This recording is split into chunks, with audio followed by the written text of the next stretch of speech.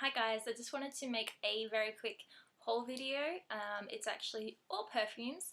I got them all when I was on my way back from London. I grabbed them all when I was at Heathrow Airport waiting for my flight back to Melbourne. Apparently my wallet was burning a hole in my pocket, or my backpack probably at that point.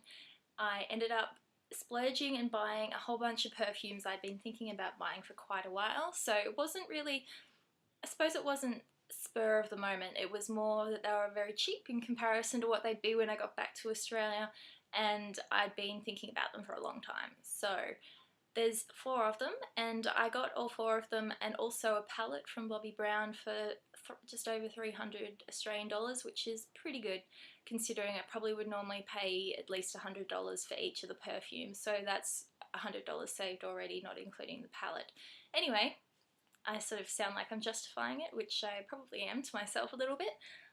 If you saw my favourites video for October-November, you will already have seen Marc Jacobs Daisy, and I'm sure you probably mostly know what this smells like. It's extremely fresh, floral, daisy-like scent. It's really, really easy to wear.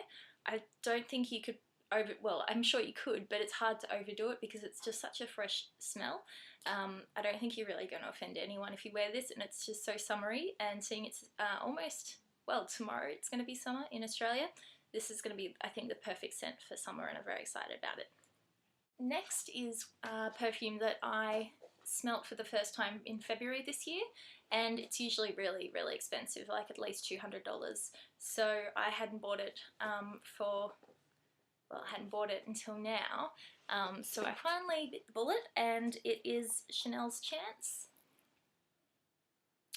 I ended up buying it in the twist and spray bottle, I guess you call it. So you basically just twist it, and then up comes the little spray nozzle thingy.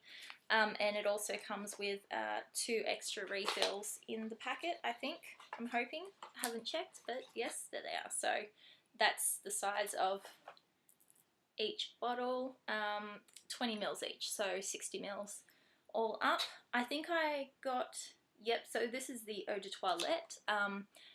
The actual perfume version is more expensive, and even when it was on duty-free rates, it was still quite expensive. So I also found the Toilette only came in this spray version, which is a lot easier to carry around.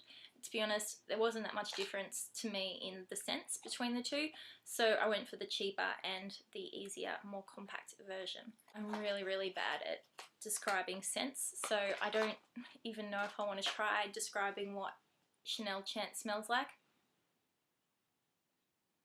I don't even recognize what it smells like, but once again, it's also quite floral, and it's more sweeter than I guess Daisy is, but also very inoffensive, and I find that this is also something that you could probably buy almost anybody as a present, and they'd like the scent because it's just a really easy to like scent, if that makes sense. Actually, these last 2, I think I was lying a little bit. I haven't been dying for these ones for months and months, but I've been interested in testing them out, and once I did, I decided that I really needed them as well. So the first one, Laura, also known as Lollipop 26, got me intrigued by this one. I went and I smelt it in Harrods, I think, when I was obviously in London. Everything's very expensive at Harrods, so I wasn't going to buy it there, but when I saw it at duty free for quite a bit cheaper, still not cheap, but quite a bit cheaper, I ended up buying it.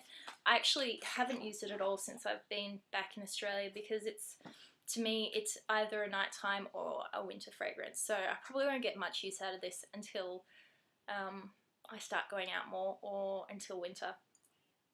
It's a really deep, musky, very sensual, I guess you'd call it, scent. But once again, don't ask me to describe exactly what it smells like, but that's what it feels to me. And the last one I got is actually a little bit different because it came in a pack with 4 smaller sizes, smaller versions of the perfume.